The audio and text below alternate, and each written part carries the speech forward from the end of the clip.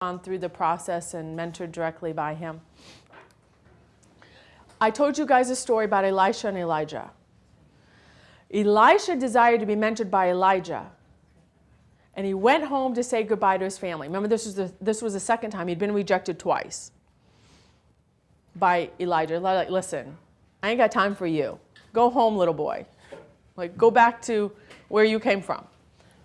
So he went back home and said goodbye to his family. Hey guys, you're not going to see me for a long time. He slaughtered his oxen, which is your livelihood. Okay? So in other words, he sold his business. We put it in those terms. He burned his plowing equipment. All right? He threw all his computers away. The equipment that he needed to do his business. And he sacrificed everything, for what he desired was greater and more valuable to him. Therefore, the premise of that is the mentee pursues the mentor. A true legitimate mentor never desires or seeks to be a mentor or looks for mentees. If you see somebody that where you want to go, or they're where you want to go, where you want to be in life, then you pursue them. It's a pursuit. So let's understand the responsibility of a godly mentor. They provide timely advice. We talked about seasons yesterday. A direct mentee gives directions to mentees to needed resources and opportunity for development. I remember one time I was traveling with Papa last year. We were in a bookstore. He's doing a book signing. And we were walking out, and he says, Trista, you need to get that book. And I said, okay. It was that thick. I had a very tiny travel-on. So when I went back to my hotel, I ordered on Amazon. We were in St. Martin. So before I even got home, it was at my door. And I have that book. It's really thick. He says, you need to understand these things. It's called The Kingdom of Cults. And it talks about all the cults and religions and summarizing them and understanding what they believe, their philosophy, because when you come across them, you'll have to understand where they're coming from. Okay. They provide freedom to emerge as a leader, even beyond the level of the mentor. So he would give me many times speaking opportunities and even speaking engagements at his own seminars, eventually over time. This was years after I graduated from the mentorship program. It wasn't during the mentorship program, because he watches and tests. You go through the process, just like God with Jesus. A good mentor will not give you all the answers, but direct you to discover it yourself. I had a former pastor of mine. He was a pastor of mine like 18 years ago. He called me a few months ago. And he said, Trista, I'm just now listening to Dr. Myles' Rediscovering the Kingdom book. And I know you're affiliated with him. And I have some questions. He doesn't seem to talk about Jesus a lot. I have an issue with this. I said, listen, what was Jesus' message? What did Jesus talk about? And this is a very theological man, like deep. I don't even know what he's talking about half the time. And I'm like, listen, go to the Gospels and read it yourself.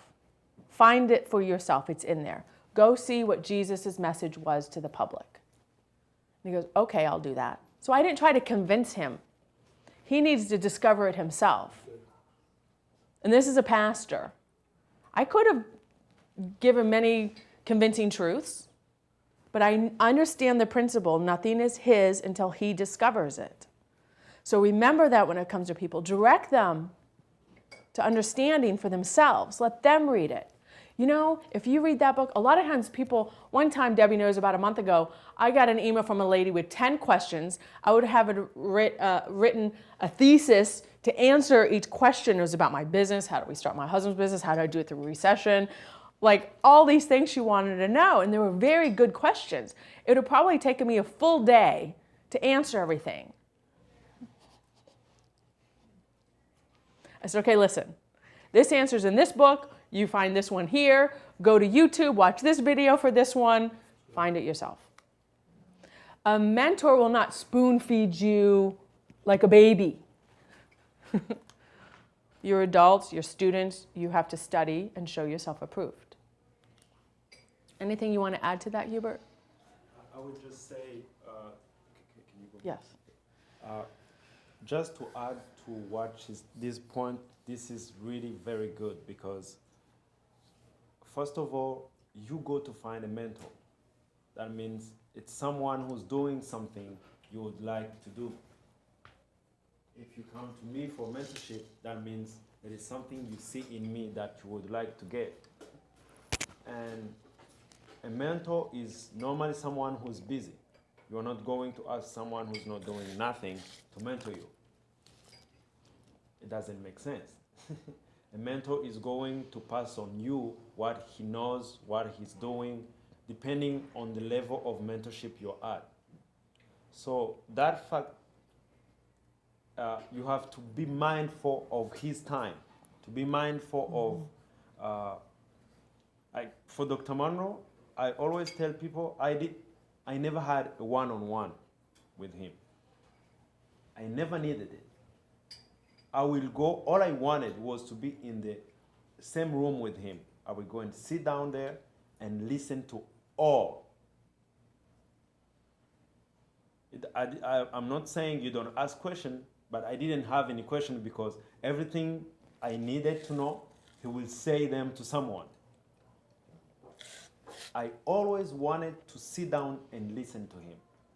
And do you know what was funny? Like, for example, when we were with the president of Burundi, the last trip he did, 2 weeks before he departed, after he did his session, he himself called me and put me aside and said, did you see how I handled the president and the cabinet? Because the president invited the whole cabinet in his house and he was teaching them.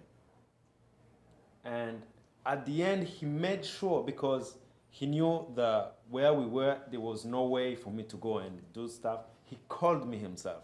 When he calls you, nobody will say, where are you going?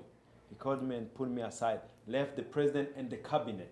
Because in his mind, I paid the price to go with him, so he wanted to make sure that I got what I needed. He called me and said, this is the point. Did you see how I handle this?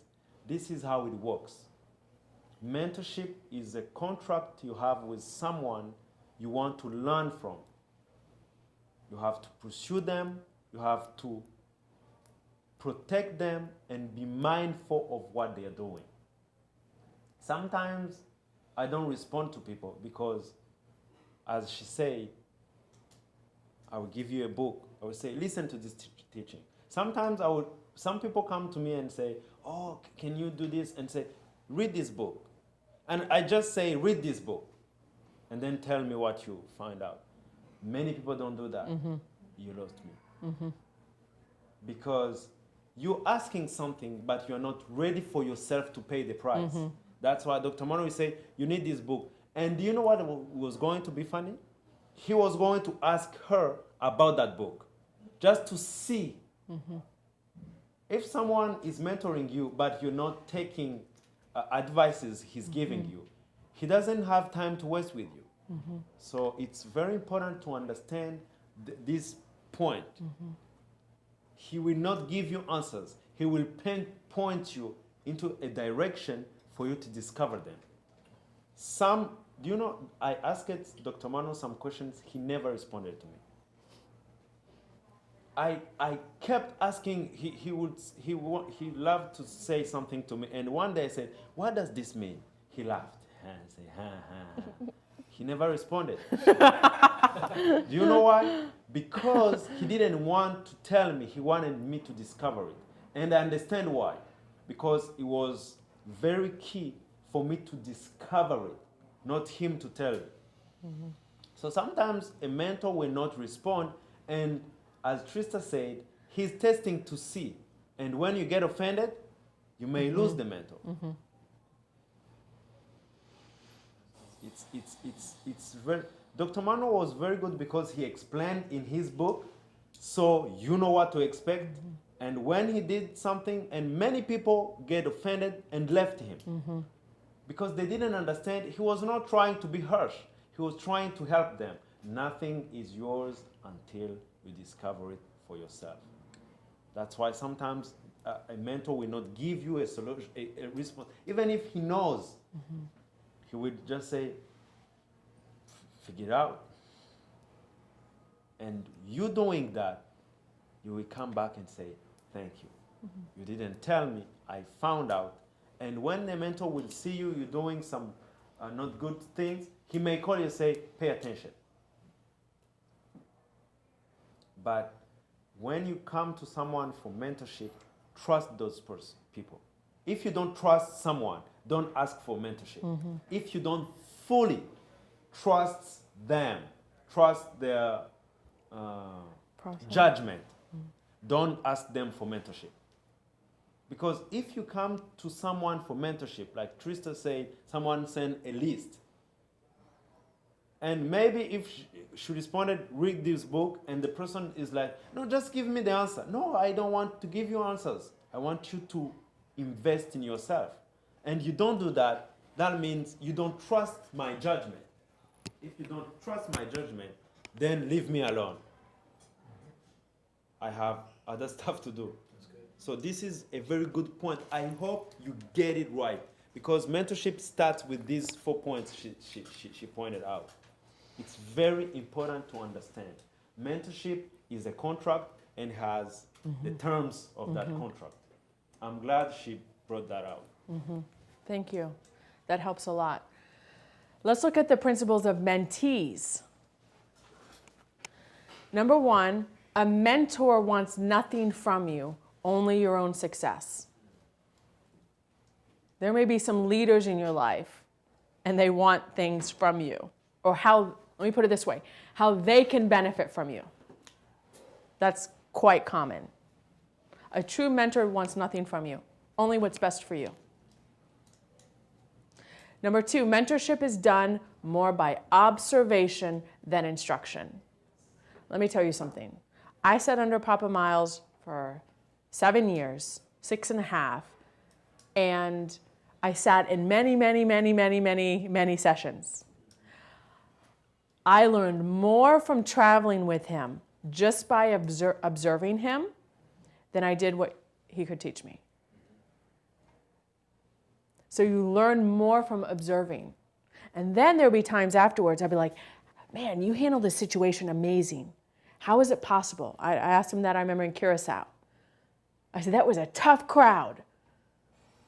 Like, I think there was some prejudice in the room. There was government authorities in the room. There was just an array of people in the room, and it was tense. And he didn't even get started yet. And I sat in the front row, and I was like this.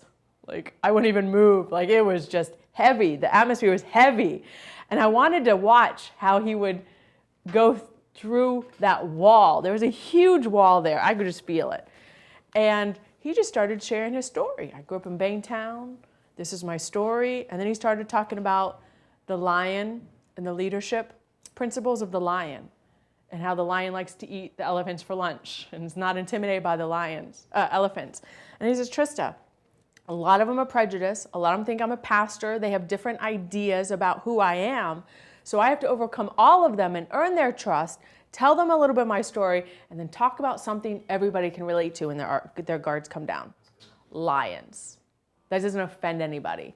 And I go, man, you blew it out of the water, and I didn't know. I was feeling for you, like, how is he going to handle this one? He's a pro. Like, it didn't even faze him. And so, anyway, I learned a lot, not only from his teaching, because I'd heard that story 100 times, but from observing how he handled this environment, how he handled the prime minister. The prime minister had to get up and leave. It wasn't quite over. And he says, thank you for coming. He says, make sure you welcome and you greet if they leave. That shows them respect. And if you show them respect, you won them over. I'm like, oh man, that's good. He stopped his message. The guy got up to leave. And he says, Mr. Prime Minister, thank you so much for taking time out of your day. It was an honor to have you in this session. And we look forward to, meeting again and da-da-da-da. But he showed the man respect. He wasn't like, my message is more important than you, or you're interrupting my message. Sometimes when you're religious, you can come across that way. And then he taught me about that. So you show them respect in front of the people, you got them. I'm like, man, you're good. Okay, let's go on. Number 3, you must submit to the mentor. It is impossible to learn from someone if you do not submit to that person. A lot of people come around, I want you to mentor me, to him, and then they try to compete with him.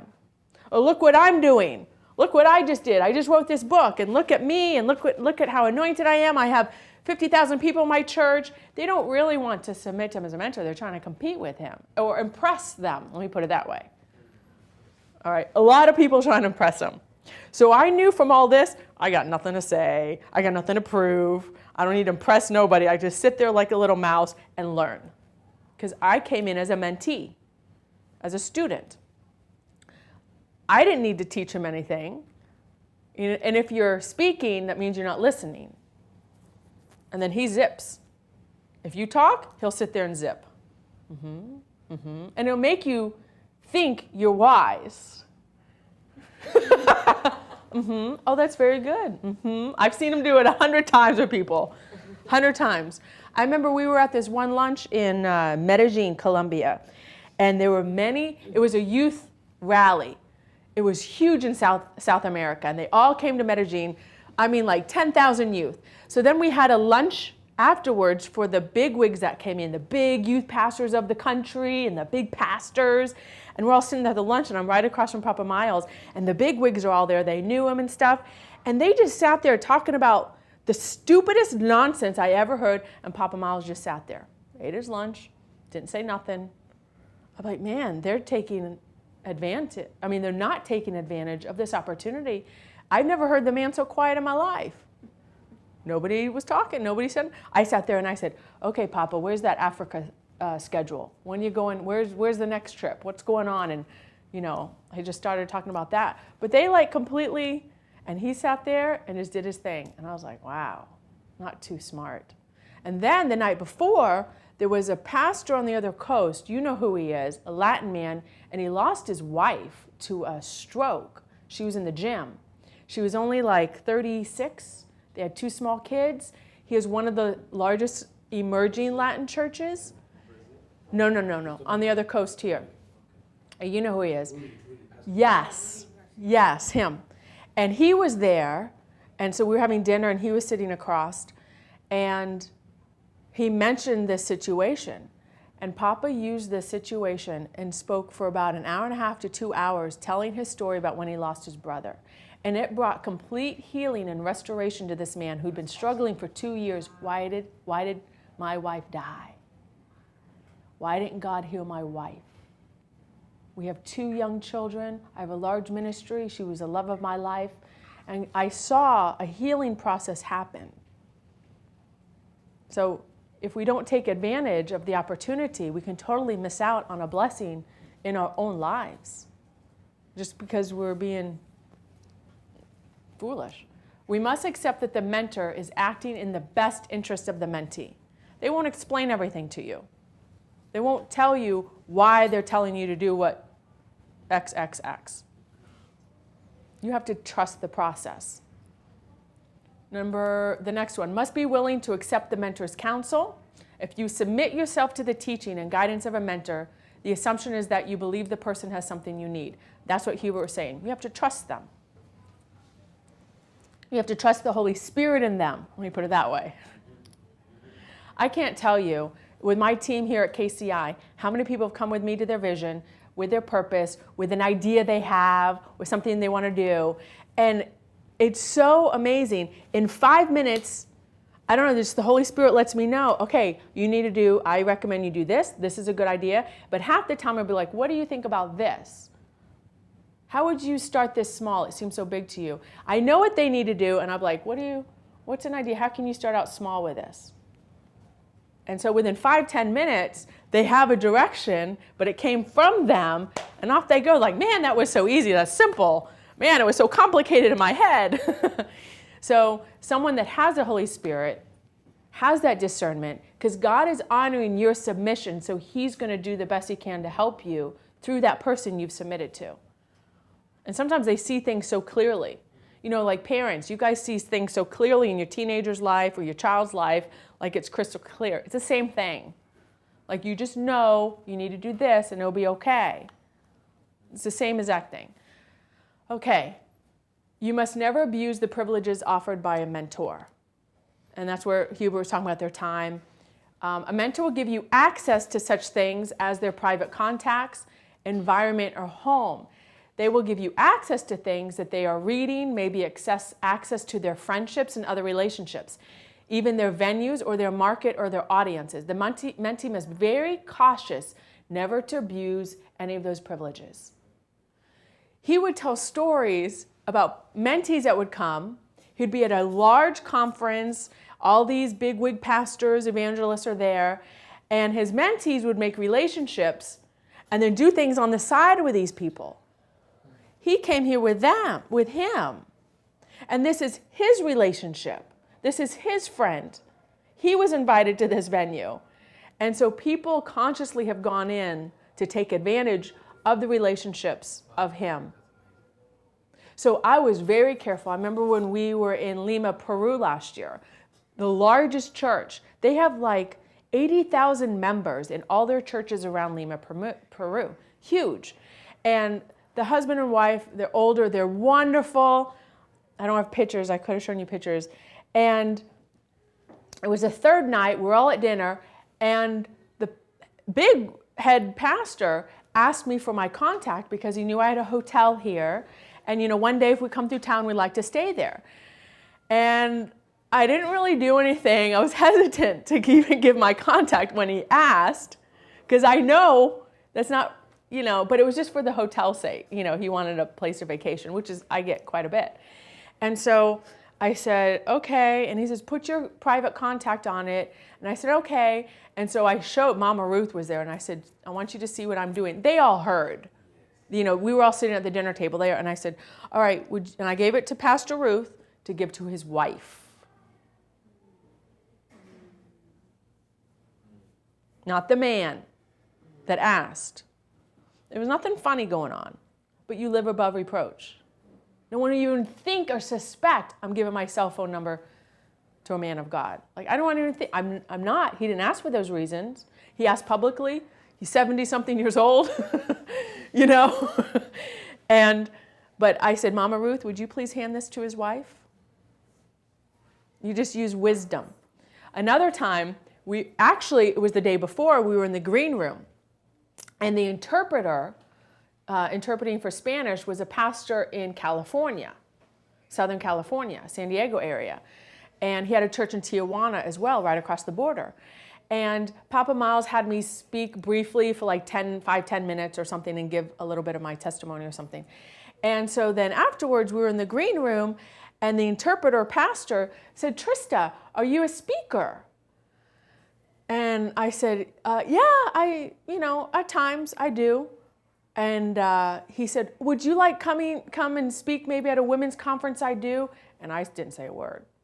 I just looked at Papa Myles. I just looked at him. And he said, I think he knew what I was doing. He's not dumb. I just didn't respond to the guy. I just looked at Papa Myles, and Papa Myles goes, she's an excellent speaker. I have her speak at all of my conferences. You should have her at your conference. I didn't want to go. I don't want to go over there. I really didn't. That's not my desire to go and do one session and leave. So he spoke for me. He knew what I was doing. I'd be like, yeah, boy, I speak at all Papas. I spoke at the biggest Latin one, so I'm familiar with the Latin community. And da, da, da. I didn't say all that. I was like, yeah, I speak at times. Mm-hmm. Will you come speak? Mm-hmm. Ask him. So Papa saw over the years, I wasn't trying to benefit from his relationships or his contacts. Okay? And that's been abused quite a bit. Marks of true authority. They do not seek to benefit from your success. They do not use you to promote themselves. They do not expect anything from you except your own success. The desire for you to achieve more than they have. They are willing to decrease so that you can increase. They never abuse you or misguide you. And you should never take credit for another man's work. That's true authority, a person of true authority. When we were in, I remember it was that same guy that asked the question about me speaking. And Papa said, yes, she's a wonderful speaker. She's come to my conference. And he said, one day she will be greater than me. It will all come together. No, he says, she's going to be greater than me. One day it will all come together for her. I'm like, are you kidding me? Like, I know you teach that. You submit to authority and they'll be greater than you. But he just told this guy that I'm going to be greater than him? I was like, he really believes what he teaches. Like, this isn't just lip service here. This isn't pious or like he really believes it. So, mentee must initiate the pursuit of the mentor. We talked about that. Now, I underline this sentence. The mentor does not do the work. The work is done by the mentee. That woman wanted me to answer her 10 questions that took me all day. I would have done all the work. But I made her do the work by seeking in the books and the resources. So the learner, the mentee, must not sit around and wait for the mentor to teach her or develop them. Because the mentor is usually quite busy and often preoccupied. And you'd want a mentor that has a life, being productive and bearing fruit. The one who wants to learn must pursue the mentor. You must invest personal resources in the pursuit of the mentor. You guys all invested and sacrificed to be here. You invested. God will honor you for that. That's the sign of a diligent, good student. This will include your time, your money, your resources, attending retreats, conferences, purchasing resources. It's a sacrifice. You pay a price. You don't just sit around and get spoon-fed and get fat. Power of questions. This I mastered. Use questions to pull from the mentor. Do not try to talk too much to try to impress them. I saw that a lot, and it will shut the mentor down. You can't learn if you are talking. You must force the mentor to talk by asking questions. Your questions are your power. Because then you're discovering what you really want to know. Do not tell them all you are doing or how much power or anointed you are. You must never compete with them. You cannot learn from someone you are attempting to compete with. The mentee must be very aware that he is not in the relationship to compete, but to learn. This is just a mentor-mentee official contract, protocol. That's what this is. I made sure I did all this. I got as much as I could out of that man. All the time. So say I knew I'd see him at the Kingdom Training Seminar in two weeks. By now, I'd have probably a dozen questions for him. As time went on, the questions got less. But also, he would say a side note, and I'd be like, okay, I didn't understand. Remember the disciples were like, what did you mean by that parable? Explain that to us. Many times I did that.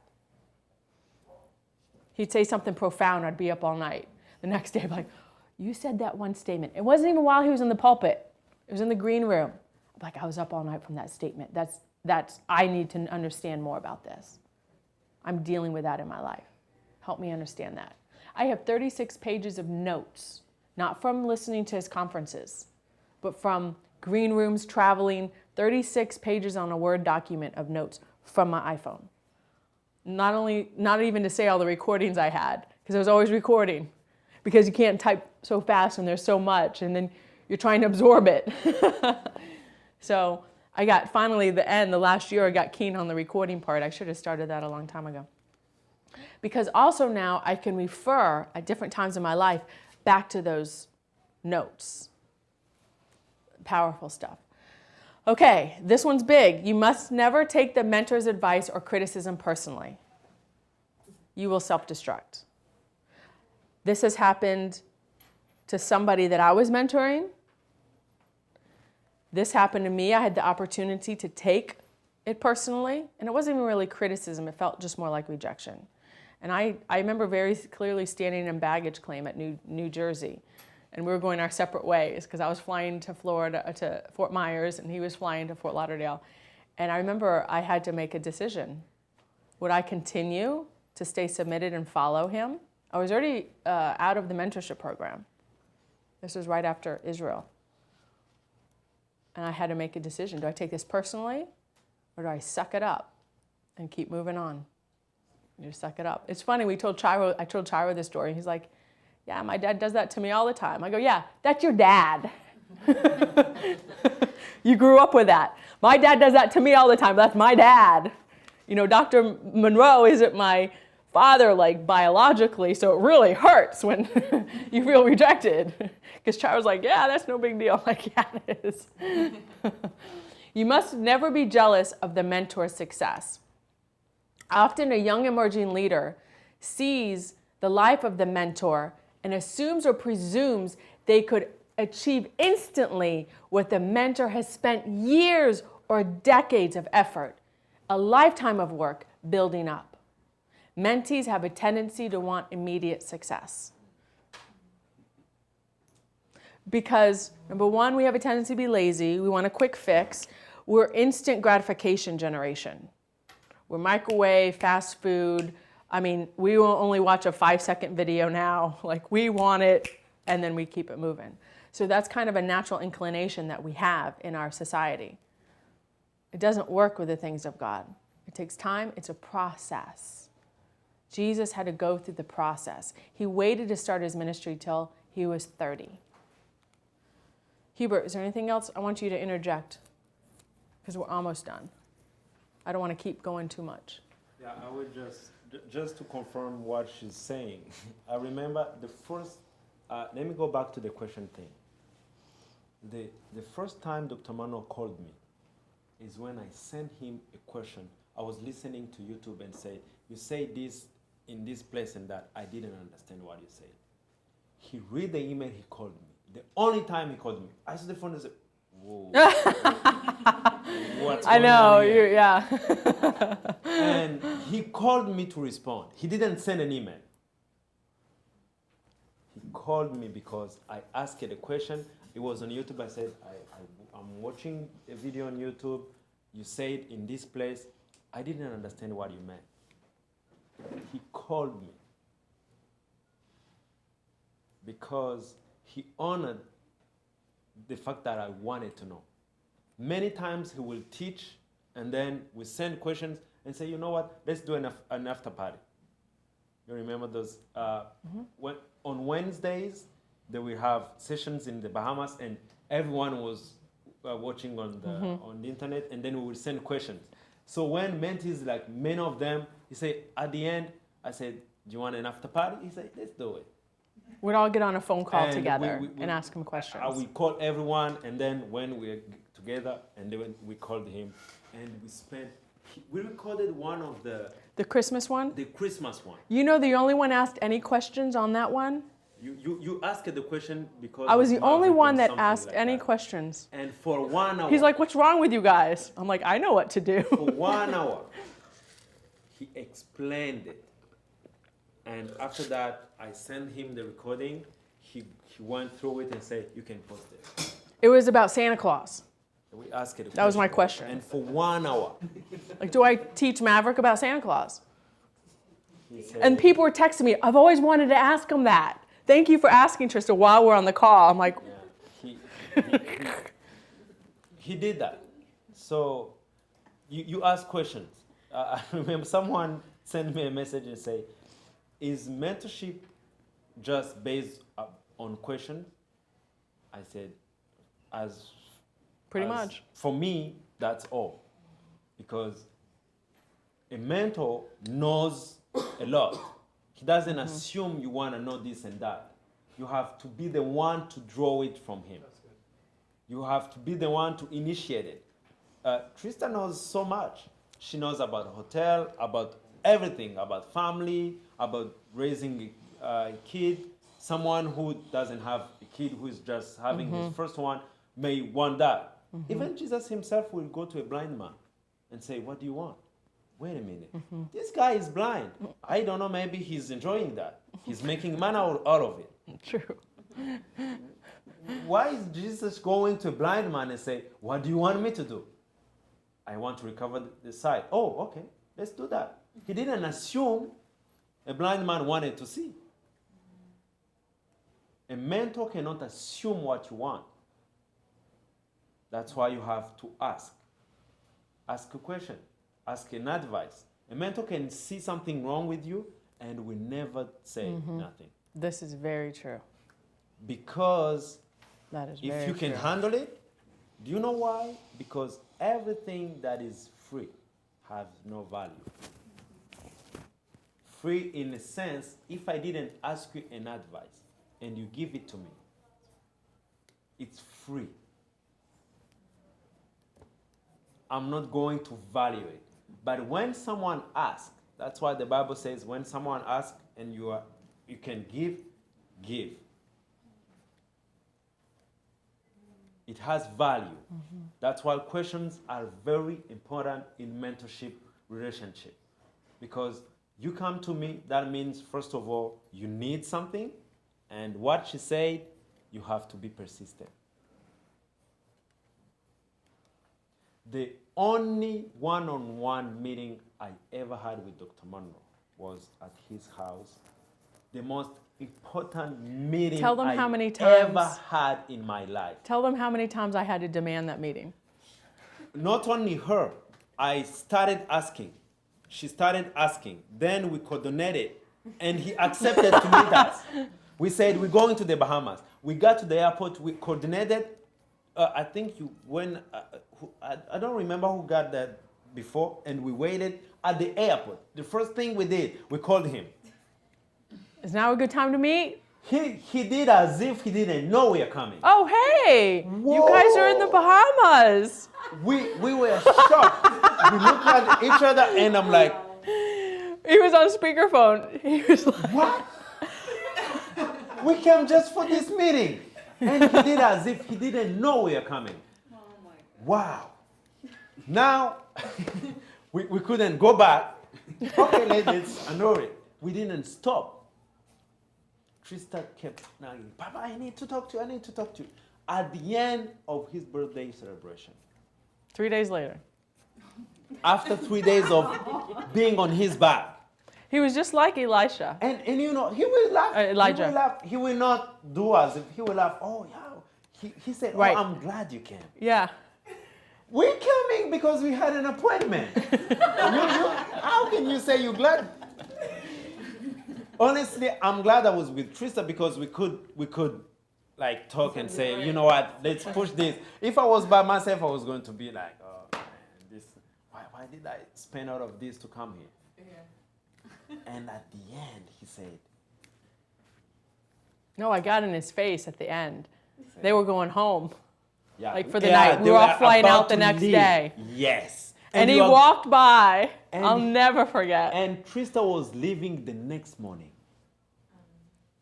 He said, oh, well, can you hold can you postpone your flights and stuff like that? Oh, that became interesting because he was going in one direction. Then he says 9 a.m. 10 a.m. It was like 10 a.m. And you I were wasn't flying sure. At what, 12? Yeah, but I didn't care. I changed my flight. But I was like, okay, we're really going to be there at 10 a.m. knocking on your door. So you need to be awake. Because it was his birthday and they partied. Like, it was a long day. It was a very And long so day. I didn't know if he was still appeasing us. I'm like, we will be there at 10 a.m. banging on your door.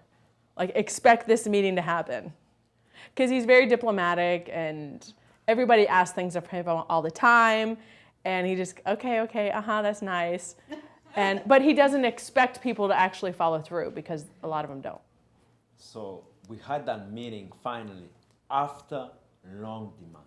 And that meeting changed Everything. our whole lives forever. We asked questions. He said some real stuff because, you know, he will never tell you what you didn't ask for. Some people will be mad like, I didn't know this. I'm like, did you ask that? Mm-hmm. Did you ask him that question? Did you go to him as we did and say, we want to understand the vision you have. We want to understand it. And he will share with us some stuff and say, nobody knows this. I'm like, wow, because nobody ever asked this one question. he was going to go into the grave with that because people didn't ask. So because we learned from him, people who will be meeting us will be in trouble. I even tell my kids, they do mistake, and I go to them and say, you know, I didn't tell you that because you didn't ask me. They are kids, I'm trying to train them. I tell them, I knew that was not good. I didn't want to say nothing because you didn't ask me. Even with my wife, I say, I will be to you what you want me to be. You want someone just to sleep with you, that's who I will be. You want someone to fix your plate, I will fix it. You want someone to run your camera, that's what I will be. A mentor will be what you want him or her to be for you. Advice he will give, she will give. Solutions, direction, but you're the one to initiate it. You have to initiate it.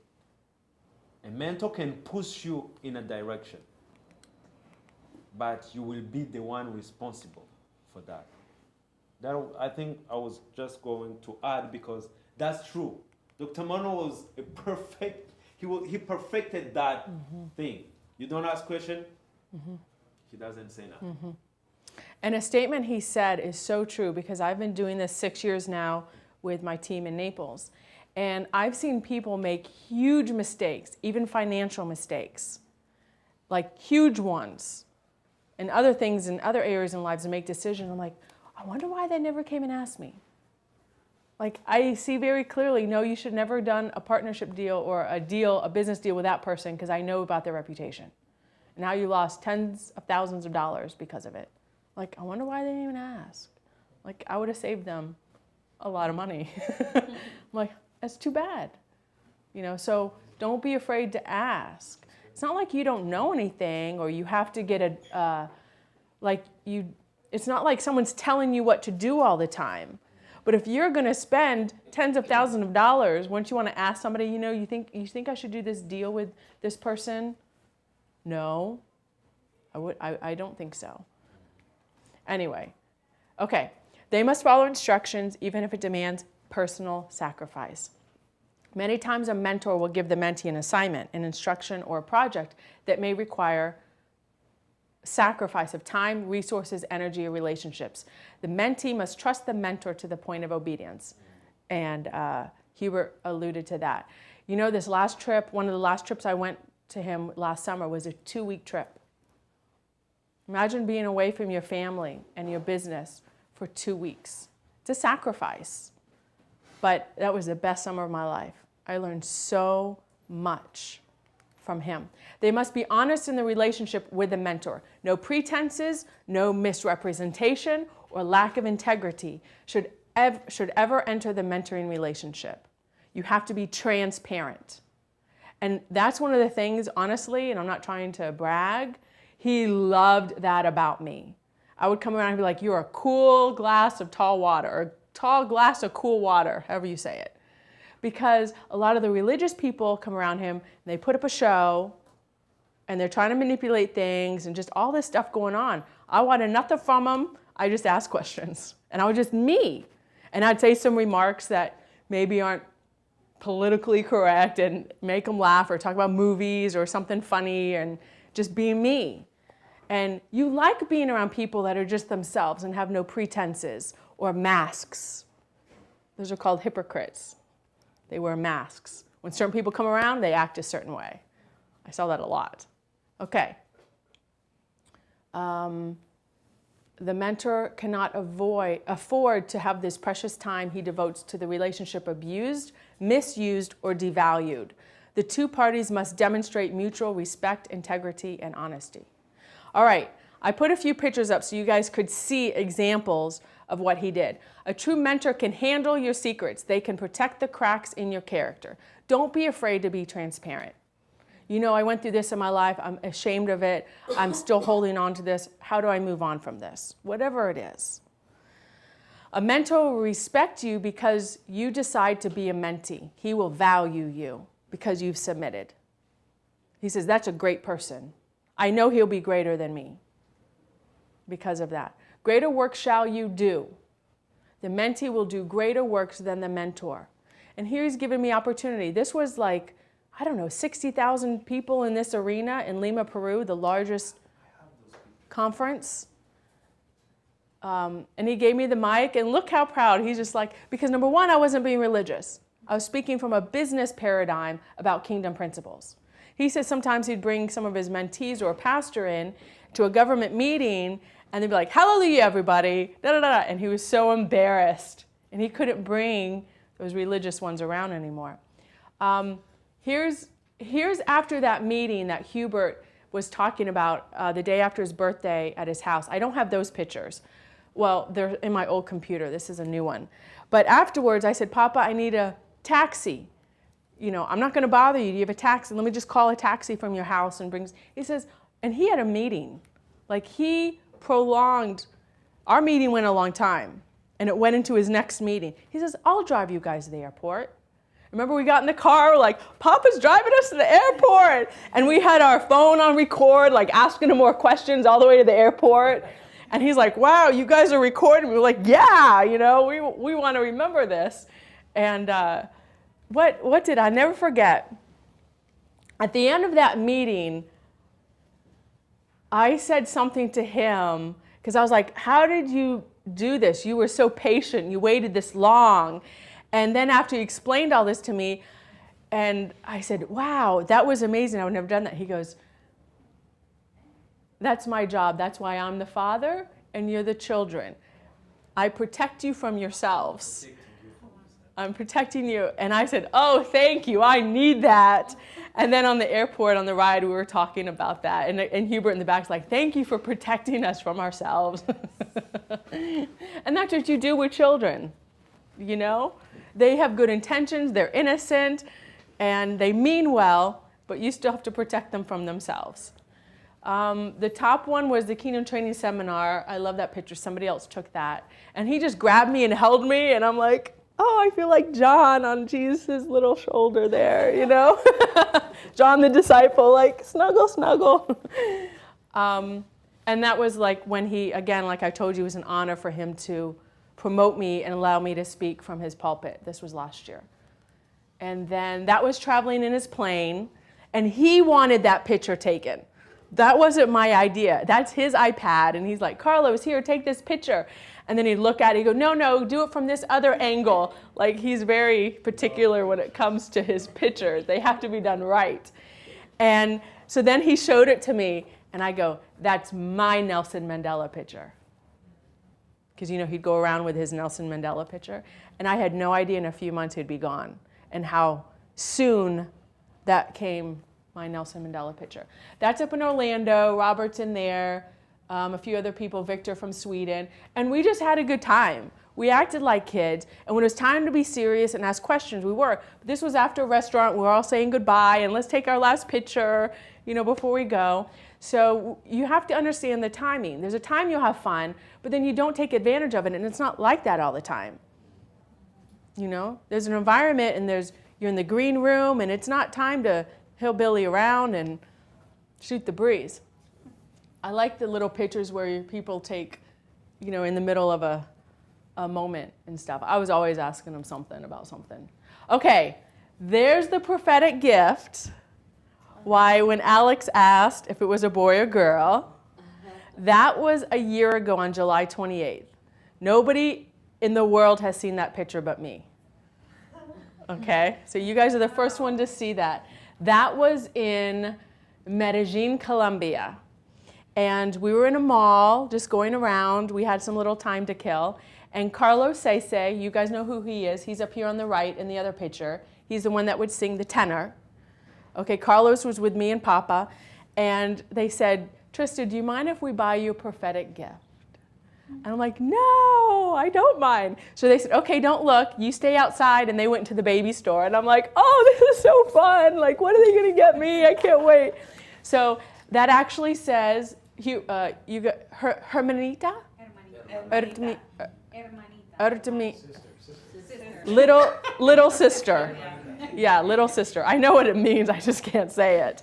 So I have been saving that for a year now, waiting to be pregnant. So I knew it would be a girl, and that's why, people are like, what is it? And I'm like, I know what it is, even though I don't have proof to you. That's my proof right there. I did the same thing for Lily before she came along. I just knew, and I went out and I bought her a little dress.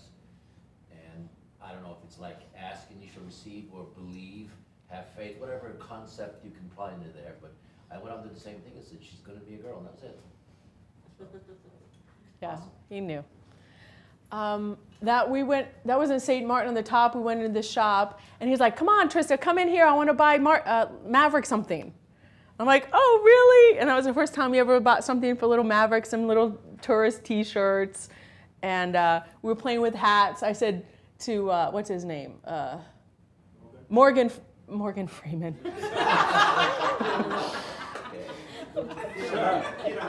Peter Morgan, thank you.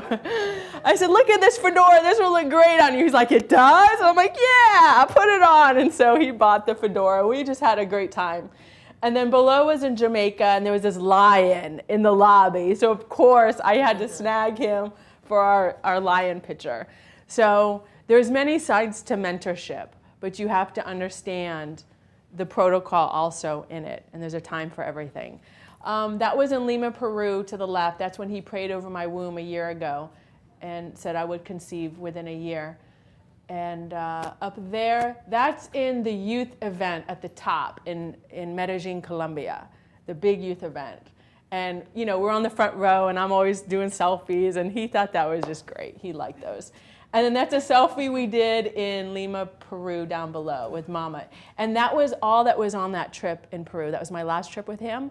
Nobody from the team went. Chiro wasn't there, Talia, nobody from his team. It was only 3 of us. And that was the best trip I've ever had, because I got to spend quality time with them. And so I was just very fortunate. But again, this happened 6-7 years into me starting as a student. And I want to tell you something. The first time I heard him teach the kingdom, I didn't go to meet him. I went straight to the resource book, bought everything, and left. And off I went for 6 months straight, learning about the kingdom. And then I went to his kingdom training seminar the following year. And that's when they offered his first mentorship class. That's when it all started. I signed up for that. So my goal wasn't to be buddy-buddy or know him or be known by him. My goal was to think like him. And it's all in those books. He says, you want to take me home? Buy a book. And so I get it now because I have a book. That's me in that book, all through that book. And it's all kingdom principles. So you can take me home too. Huh. Okay, so that finalizes the mentorship mentee requirement. And so I hope this has helped you guys understand a lot. A good mentee just basically asks questions, and they do the pursuing. They do the learning. They're not spoon-fed. So it's quite different probably than what we're used to in America, I think. And so I get requests almost every day. Debbie can attest to it all the time, even from pastors. I mean, you name it, all walks of life. Okay, listen, the School of Success is coming out. Sign up for that. Remember how Hubert yesterday? Hubert, would you please talk about the 4 levels real quick, and then we'll wind down? Yeah, there are 4 levels you can relate to someone you want to learn from. And many people confuses mentorship as the personal. Trista made it clear. She started as a cloud. The first level is to be in the cloud. Like a multitudes. Multitudes. Yeah. She went, sat down, and received the message. Some people want to go to the private mentorship without even, they heard you for the first time, and they come to you and say, can you mentor me? Mm-hmm. When I heard Dr. Munroe for the first time, when she had Dr. Munroe for the first time, she went to the bookstore because it was on the internet. I went to the internet and spent 2 months, 18 hours a day listening to him. Everything he had on YouTube, I went through at least 3 times. Not only I got the message, but that's how I learned English. When I started listening to him, I couldn't get all he said. That's why I had to go through times. You see, the first level is you in the cloud. That's the first level. Jesus In the had them audience. in the audience. Audience. Crowd. Oh, I thought you'd been saying cloud. No, in the crowd. Oh, in the crowd. Yeah, that's African Okay. speaking there. I understand. I'm trying to help you here. So the group, everyone has to go first through that. And Dr. Mano, that's why he will write books. This group is very important for everyone, either to the mentor and the mentee. Some people will just get that and will be fine with it. Just So- by reading the books. Reading the books, listening to your teaching, even in a church. Let me talk to some church people. If you are a pastor listening to me, not everyone needs to be under you like on a private scale. Some people are just destined to stay in the crowd. In the crowd for you. It's fine. Then some people will say, you know what? I like what this person, because you went through that, and the crowd just feeds from your gift. They feed from your fruits. You produce those fruits for them. It's fine. It's not a problem. For mentor, I'm talking at the same time for people who are, because if you are a mentee, you're going to mentor at the same time. That was a requirement in mentorship program with Dr. Munroe. You are my mentee, you have to mentor someone. I was sad because when he departed, I had brought 3 of my mentees. To the leadership training Yes. seminar? Yeah. That was a requirement, because if you are a mentee, you have to mentor people at the same time. So some people will just want to feed from your fruit. It's fine, but you have to identify them. You don't expect nothing else from these people. If you expect something else, then you will have issues. You will think they are not good people. No, they are not just there for it. They are just coming to get your fruit. Then some people will say, you know what? I want to push this person to do more than what he's doing. That's what I call servant or staff. Then they will come to help you do what you're doing. It's what is called partners. They don't expect nothing from you. They just want to push you. Because we like what this person is doing. We don't want to submit to him, to this person. We just want to push him, do more than that. We just like what he's doing. To invest in them. To invest in what the person is doing. Sometimes you may have like dinner, you may send an email to them, just say thanks. But these people, they don't want nothing else. Oh, we like what this person is doing. We just send them. For the first time when I went to that trip, someone sent me there. They liked what I was doing with the streaming and paid my ticket to go to Africa. That was someone who didn't expect nothing from me. He just wanted Invest go to in Africa, you. man. They invested in me. Then some of the people will want not only to learn from you, to invest in you, but they will want to submit to you. That's maybe what I should call mentorship. This is who I call mentees. They came to you and they want to submit to your authority.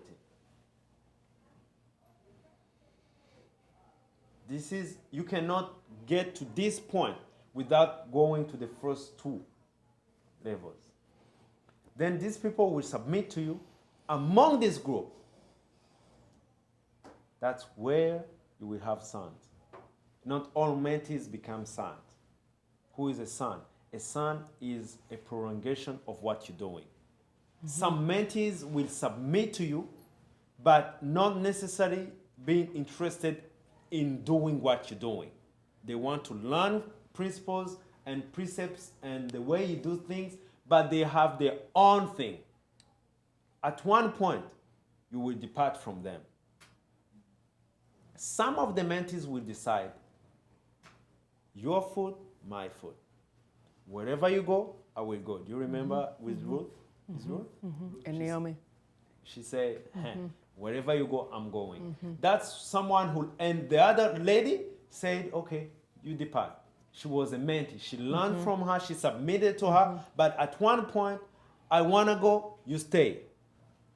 This last group is the ones you have to invest all. They are the ones who are going to be bigger than you. They are the ones who are going to inherit and continue your legacy. They are the legacy carrier. You have to understand and to decide which group. Every group is good. So some people, even myself, I had to correct myself. You know, I teach a lot on sonship.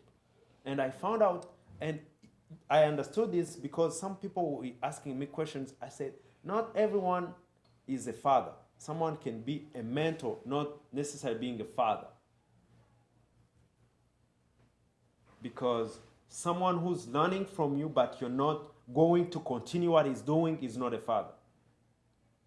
So these 4 levels are very, this is how Dr. Munroe wanted things to be done. That's what he told us on that meeting. And when he said it, I found out that was exactly what Jesus did. The first category is going to feed on your fruit. The last 3 categories are not only going to feed from your fruits, but they're going to water your roots. They're going to help you doing what you do. My last thought is, you learn from people not by asking them, but by serving them. That's good. It's a principle. For you to be able to get from someone, you have to serve not them, but their vision. That's only how you're going to get something from them. John the Baptist's vision and ministry was to baptize people. Jesus went and served that vision. He get baptized. He didn't need that, but he did it so he can inherit the message. And the last thing I would say, don't take for granted someone's life. The life of Dr. Myles Munroe taught me something. Can you imagine if Trista said, you know what, I will go to this trip next time? There was not going to be a next time. Don't postpone. Life is short. You don't know what's going to happen the next day. If you find someone you want to submit to, don't waste time. I'm glad I took advantage of everything Dr. Munroe could give me. It cost me all I had, but I'm glad I did, because today, when I think about it, I start crying, because I think, if I ever missed one day, I will go to a trip, get back home, change my clothes, and go. I remember when he went to Harvard, I was with him in Hamilton. Hamilton is 6 hours driving from my hometown. It's in Canada, yeah. He was flying, I was driving. At the end of the service, he said, I will be in Boston tomorrow. That's how he said it. That's all. I drove 6 hours back home. He fly. I left my car, get on the bus, 9 hours. Do you know what was funny? The next morning at 8 a.m., I saw Dr. Munroe. He said, where are you? I said, how in the world is he expecting me to be here? Because he just said, I will be in Boston tomorrow. He didn't tell me where. That time, I emailed the mentorship program. I said to the car, he was leaving. I said, how do I do? He said, ask Saitella. Oh, No, this is Tala. this is his office in the Bahamas. I sent a message to his office, because on mentorship program, you could travel with him. He didn't tell me where he was going to Boston. I did it. And that was my first time. He was just him and Myles Jr. And he was outside. I was only the one inside in Harvard. And after that trip, many people in the organization would text me, tell us, what did he teach in Harvard? And he was the first one ever to have a standing ovation At Harvard. at Harvard. And I was present in that crowd. Don't take lightly the life of someone you see, because if I didn't do that and said, oh, there will be next times, what was going to happen today? I took advantage of his life. He didn't, I always say, for my concern, Dr. Munroe was empty for me. I took all I could find because I didn't take it lightly. So, if you find someone you want to, you have to invest. My whole family paid for that. But it was worth it. Please, if you think it's worth it, go and do whatever you need to do. You know how ironic that story is? My last trip with him, I drove all the way to the Miami airport, and I showed up at the ticket counter. Some of you at KCI were meeting at someone's house. It was on a Wednesday night. I show up in Miami airport, which I hate driving to Miami and the airport with the traffic. And you have to go early, international flight. I was going to meet him in Brazil. It was in July. And I show up, and I said, and I used all my mileage on these trips. And I showed up, and I said, here's my reservation number, here's everything. And they said, let us see your passport. And I go, sure, here's my passport. And they go, where's your visa? I need a visa to go to Brazil. They're like, yeah, you can't get on the plane. And I'm like, I was so upset. And I remember I called Debbie. I'm like, they won't let me on the plane. I was supposed to go to Brazil and then fly on the same airline to Lima, Peru with him. So they said, you can go tonight, or stay the night in Miami and go get your visa in the morning at the embassy, Brazilian embassy. And I said, you know, if I do that, by the time I get there, he's gone. Yeah. So I had to make a decision. I was very upset because I hate missing opportunities. I try not to live with regrets in my life. So I drove back home, which is 3 hours from the airport, 2.5, 3. I was so upset. I called the airlines. I got the miles moved, and I flew the next day to Lima, Peru. Drive back the next day. Go through the parking garage, bring your luggage. I mean, it's just a pain. But I didn't need a visa to go to Peru. And that was the very last trip I had with him. And I met him, and I waited in the airport for him for 3 hours in Lima, Peru, with my eyes glued on the departure because I didn't want to miss them. You know, I didn't know anyone there. I just waited. Hey, I'm not in Brazil, but I'll meet you in the airport in Lima. Don't leave me in the airport in Peru. And he showed up, and I was so glad to see them because that's quite a busy airport. It was very late at night. And I don't have any regrets. That was the best trip. It was just him, Mama Ruth, and me. So almost the same story. Yeah. I could have easily stayed home and be like, oh, I'll go on the next trip. Yeah, it's not working. I would do a next one. There was not going to be a next one. And it was a sacrifice. So you do have to pay a price. And that's why this is one of the first things I said when you guys came. I'm like, you guys sacrificed. You came. You left your job, your family. Some of you were able to bring your families, but God will honor you for that. You have no idea. God's very excited that you're here.